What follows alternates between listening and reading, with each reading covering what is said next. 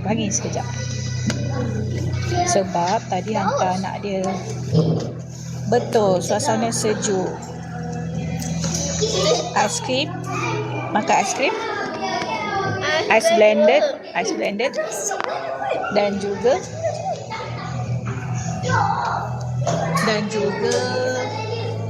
macam tak nampak pun.